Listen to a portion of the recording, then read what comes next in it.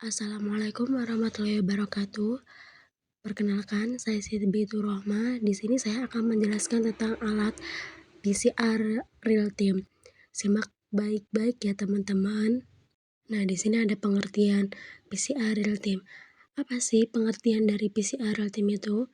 PCR real time juga dikenal sebagai PCR kuantitatif atau qPCR atau kuantitatif PCR adalah metode molekuler yang digunakan untuk mengaplikasi dan mengukur jumlah DNA atau RNA target secara real time selama reaksi PCR. PCR real time memungkinkan deteksi dan kuantitatif yang akurat dari target molekuler dalam sampel. Dan di sini ada pengertian PCR gel base, yaitu elektroforesis merupakan teknik untuk memisah fragmen DNA berdasarkan atas ukuran atau debat molekul dan struktur fisik molekulnya. Gel elektroforesis adalah metode yang paling umum digunakan untuk memvalidasi hasil PCR. Gel yang biasa digunakan adalah agaros. Elektrosis gel agarosa dapat dilakukan untuk pemisahan sampel DNA yang ukuran lebih dari beberapa ratus hingga 2000 pasang basa atau BP. Selanjutnya ada prinsip PCR real time. Prinsip kerjanya didasarkan pada deteksi fluoresensi yang diproduk oleh molekul yang meningkatkan sejalan dengan berlangsungnya proses PCR. Prinsip kerja real time PCR atau qPCR sama dengan PCR konvensional.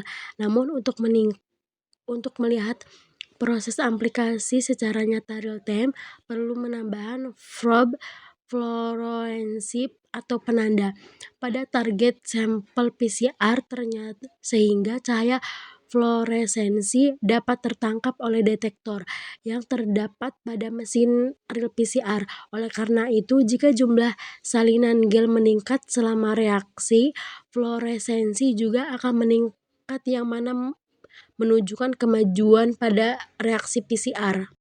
Dan di sini ada cara penggunaannya. Yang pertama itu ada cairkan 2 kali quantified probe PCR max thermic bila disimpan pada suhu kurang 20 derajat Celcius.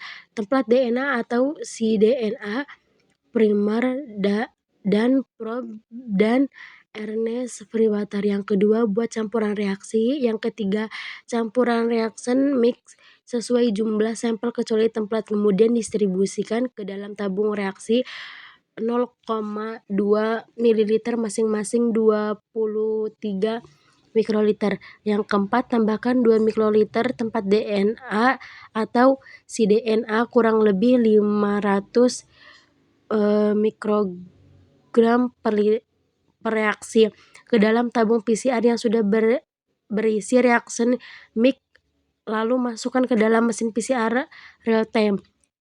Yang kelima, lalu atur parameter por pada mesin por time real time termasuk suhu inkubasi, jumlah siklus, dan deteksi fluoresensi.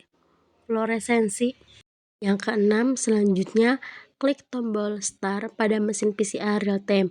Yang ketujuh, jika semua proses PCR real time selesai, klik tombol stop untuk menghentikan alat. Yang kedelapan, selanjutnya buka tutup alat PCR real time dan keluarkan semua probe. Yang kesembilan, setelah itu matikan alat dan lepaskan aliran listrik dari stop kontak. Yang kesepuluh, setelah itu baca hasilnya dengan cara membandingkan dengan standar dan kontrol.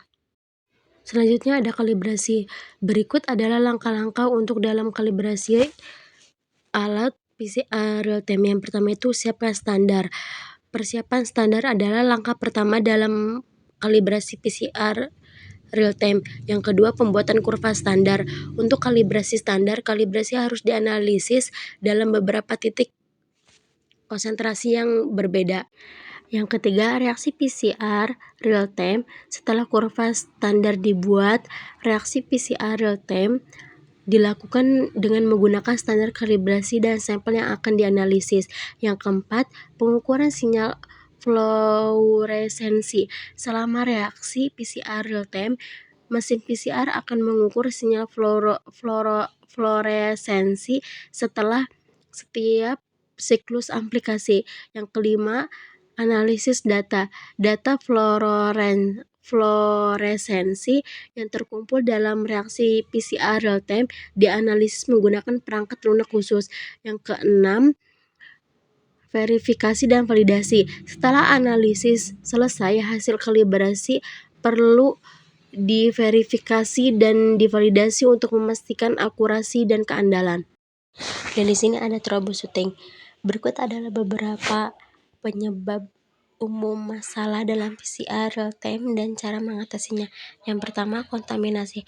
Kontaminasi dapat terjadi ketika sampel atau bahan lainnya yang tidak diinginkan masuk ke dalam reaksi PCR. Penyebabnya hasil tidak akurat. Yang kedua, inhibitor.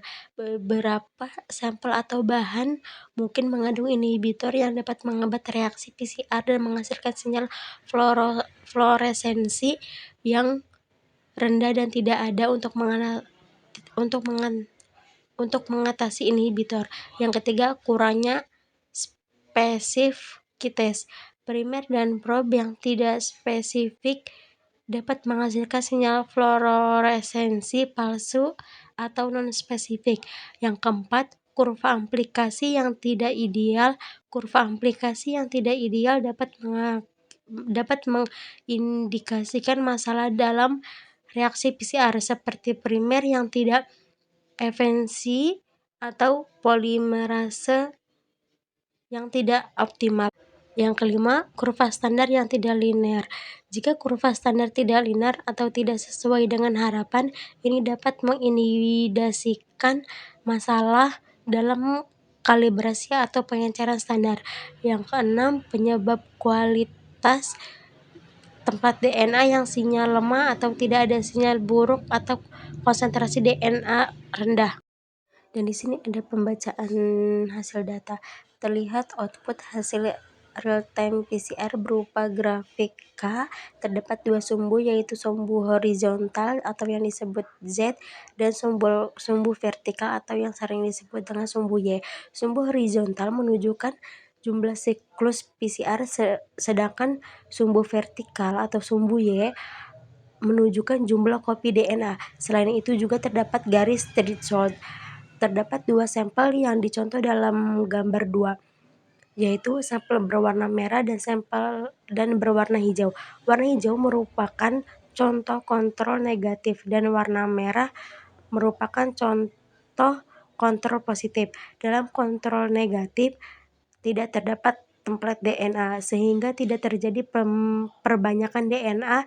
Dalam kontrol positif terdapat fragmen DNA yang dapat ditempeli primer sehingga terjadi perbanyakan DNA.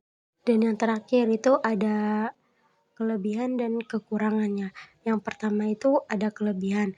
Kelebihannya yaitu sensitivitasnya tinggi, akurasi yang tinggi, dan kecepatannya tinggi. Dan kekurangannya yaitu yang pertama itu biayanya mahal, yang kedua ketergantungan pada fluoresensi, dan yang ketiga itu ada kesalahan kontaminasi, dan yang terakhir itu ada keterbatasan jumlah pada sampel. Baik, cukup sekian dari saya. Kurang lebihnya saya mohon maaf. Wabillahi taufiq wal hidayah. Wassalamualaikum warahmatullahi wabarakatuh.